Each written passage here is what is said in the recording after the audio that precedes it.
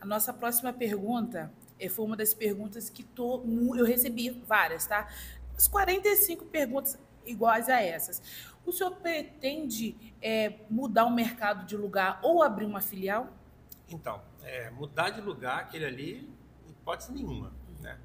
Ali foi onde tudo nasceu, né? Onde tudo foi criado, mas abrir uma filial, sim, e o processo já está até em andamento, né? Mas ali do centro eu não fecho aquela loja de jeito nenhum. Enquanto eu tiver com saúde, com perna para aguentar, e se tiver sucessor também, com certeza eu acho que eu vou deixar sucessor aí para que aquela loja permaneça por muitos, muitos anos aí. Fernandinha, a nossa próxima pergunta é: a gente te vê interagindo na internet com seus funcionários. Esse Fernandinho que a gente vê aqui na internet é o Fernandinho por trás dos bastidores? Olha, vou te dizer assim, 100% não, porque essa vida corrida que eu tenho, né, assim, muito estresse, comércio te leva muito estresse, né? Imagem. Lá na rede social, a gente mostra muito aquela questão da coisa treinada, né, da coisa que a gente faz lá e determina aquilo que a gente vai fazer, né, do que é programado. Só que na vida real realmente não é igual. Mas assim, eu tento ser 90% do que eu sou, assim, na rede social, eu acho que 90% eu sou na vida profissional também. Fernandinha, nossa próxima pergunta é: o senhor se considera um bom patrão? Então, no passado, lá no começo das empresas, lá em 1982, né, eu não me considerava um bom patrão, não. Eu, na realidade, eu vim melhorando ao longo dos anos, né, e eu conto a história que é o seguinte, lá foi o que eu aprendi no passado, né, porque eu tive pouco estudo e tal, e eu fui aprendendo com meu pai também, né, nesse período ele veio aprendendo também com umas coisas, né, que a evolução do mundo, essa questão de humanização. Então, assim, eu hoje me considero um bom patrão, mas eu já fui um mau patrão. Antes de desligar algum funcionário da empresa, o que o senhor leva em conta? Então, tem vários motivos para me desligar, né? Nesses 41 anos de trabalho de minha empresa que eu tenho, já desligamos funcionários por vários motivos. Mas a maior incidência é a falta de comprometimento do colaborador, né? A gente consegue enxergar que ele não está feliz ali, ou que ele não está satisfeito com a empresa, ou com o trabalho, e aí a gente acaba desligando porque isso compromete no desempenho da nossa empresa, né? A nossa próxima pergunta, Fernandinho, é a seguinte: a gente sabe que na nossa cidade existem muitas pessoas carentes, muitas famílias carentes, e a gente sabe que você costuma ajudar, certo? Qual foi o caso que te fez chorar? E o que você disse? Não, essa eu tenho que fazer, eu tenho que dar mais de mim, eu vou ajudar e eu posso ajudar. Então, eu acho que a moradora chama Flávia, tenho muita certeza, mas é uma moradora ali do Pau Velho, Campo Verde, por ali, né? Essa menina uma vez entrou em contato comigo e me pediu, tinha um sonho de fazer uma faculdade, mas não tinha condições de fazer. Ela precisava de um notebook para fazer as aulas dela em casa. E aí, na época eu nem tinha condição financeira, né? A empresa não tinha verba para pagar sozinho esse notebook para ela. Mas assim, me sensibilizou a questão e eu chamei o Bira, meu primo, da CEAL, inclusive, para ajudar a comprar esse notebook. Inclusive o Bira e o Nicar, que era do antigo Mercado Arcozeiro, né? A gente juntou e acabou comprando um notebook legal para ela, um negócio bem interessante, né? Um notebook com capacidade alta. E assim, Bia, eu fui na casa dela entregar o notebook. Marcamos um dia e fui lá entregar. Cara, para mim me arrepia de falar, porque quando eu cheguei na casa dela, a mãe dela chamou por ela. E Bia, ela veio, ela não tem as duas pernas. Ela veio caminhando de joelho no joelho. Quando eu vi aquilo, cara, eu fiquei descontrolado, porque eu não sabia que ela não tinha as duas pernas.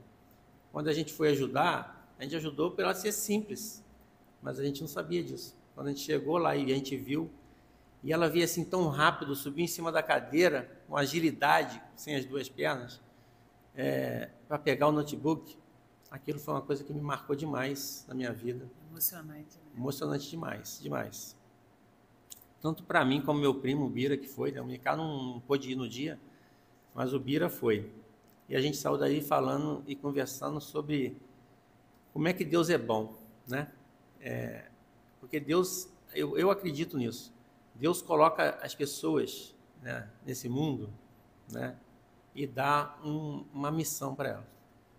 E Deus me colocou nesse mundo e me dá hoje muito sucesso, porque Ele sabe que eu vou estar abençoando muitas pessoas, como eu fiz com essa menina. Ah, que lindo, gente. Fernandinho, vamos lá. Fala um pouquinho do seu pai. Então, meu pai é o maior exemplo de vida que eu já tive na minha vida, né? Eu acho que não vai ter exemplo de vida, né? Hoje ele não está aqui para mim, mais uma vez, beijar ele, agradecer a ele, como eu fazia. Muitas vezes eu cheguei no mercado e beijei na testa dele e agradeci por todos os ensinamentos que ele me passou, né? Meu pai é uma pessoa muito especial na minha vida. Meu pai,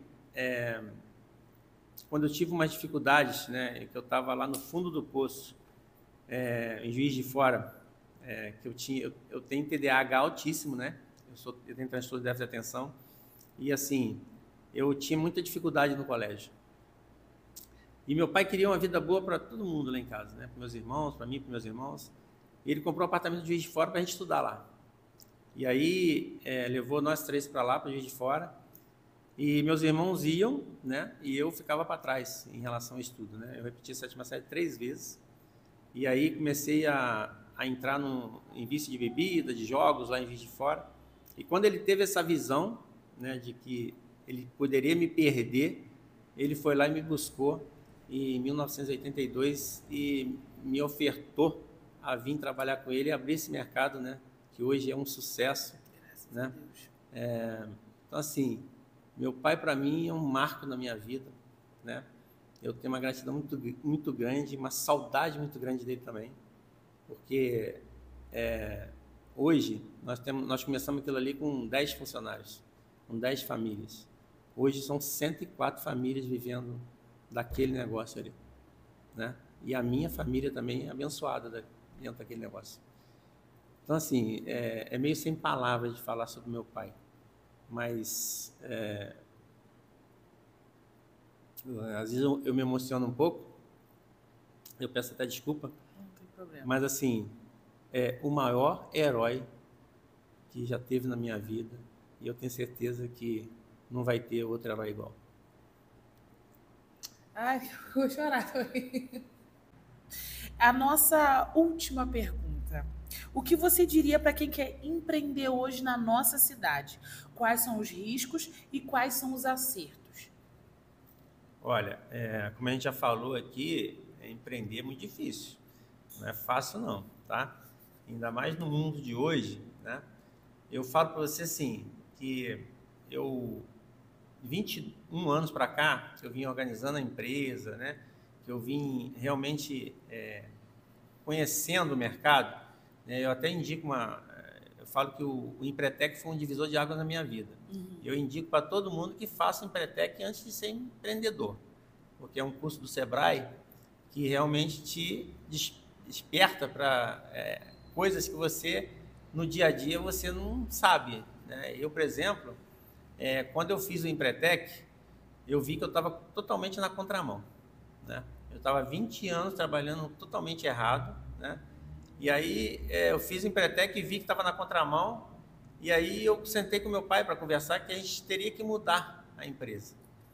E aí meu pai tinha um pouco de resistência, né? Porque meu pai tinha aquela cultura dos antigos, né? De quem não sonegasse não ganhava dinheiro no Brasil. E só que o mundo estava mudando, as coisas estavam mudando no Brasil.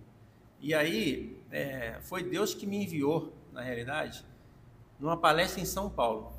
Eu fui numa palestra de um empresário em São Paulo que o cara tinha 57 lojas de supermercado, 3.500 funcionários. E assim, quando me convidaram para a palestra, eu chamei alguns empresários aqui da região, do Pati, para ir comigo, e aí em cima da hora ninguém quis ir. E aí eu fiquei, ir a Belo Horizonte e voltar no mesmo dia é cansativo, né? Porque são 5 horas de viagem, né? De ida, 5 horas de volta. Mas eu acabei indo. E eu acho que foi Deus que me mandou lá. Quando cheguei lá, eu encontrei um empresário contando a vida dele, eu assistindo, e parecia que era a minha realidade, a minha vida, o que eu passava com meu pai aqui, o que eu passava na empresa, né, no processo. E quando ele falou que mudou de vida, que começou a organizar a empresa, a ter uma bússola, né, porque a empresa organizada, você tem números, tem dados para você tomar decisão. Se você não tem uma empresa organizada, você não consegue ter dados. Então, quando ele falou isso, eu vim determinado. Eu vi ele falando lá, ele falou que quando começou a organizar a empresa, que eles começaram a crescer. E tudo que ele tinha passado com o pai dele, eu passei também com o meu aqui. Aquela portinha de balcão, a questão de não ter, de achar que o Brasil tinha que sonegar, porque não ganhava dinheiro quem não sonegasse. Enfim, quando ele falou isso, eu vim determinado. Sentei com meu pai e falei, pai, fui lá na palestra, assisti a palestra em Belo Horizonte, vamos mudar. Aí meu pai falou assim, ó, você tem 35 anos de idade, você faz o que você quer agora, mas ó, vou te dar 2 anos para você quebrar essa empresa. Olha, foi uma noite difícil de dormir aquela noite. Sabe? É uma coisa que eu lembro até hoje. E aí eu fui para casa e falei, como é que eu vou fazer? Eu vou pela emoção ou vou pela razão? Pela emoção, eu ia ter que ficar do lado do meu pai e continuar aquele processo ali, porque tinha dado certo até ali, né? E pela razão, eu tinha que mudar. Eu tinha que entender que o Brasil estava mudando, que as coisas estavam mudando e que eu tinha que fazer o que eu aprendi no Sebrae, no curso do Sebrae no Empretec. E aí eu realmente defini mudar.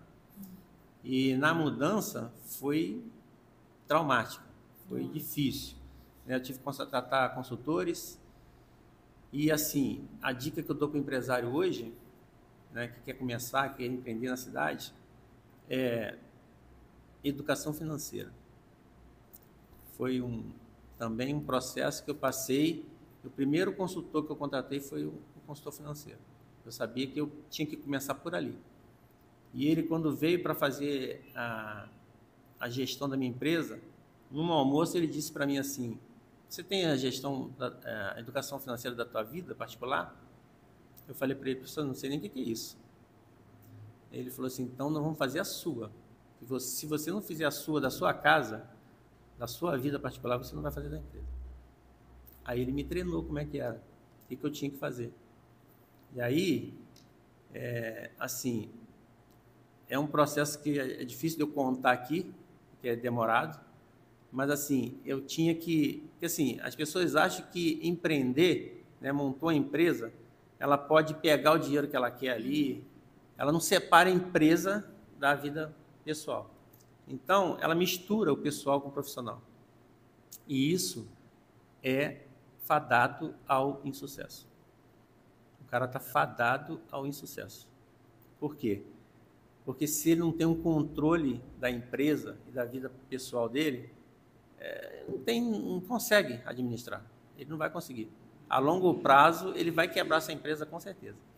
Então, assim, eu fui no processo, demorou 8 anos, mas o maior orgulho que eu tenho na minha vida é de ter mostrado meu pai em vida que era possível a gente trabalhar certinho, pagar nossos impostos em dia e deitar no travesseiro e dormir tranquilo.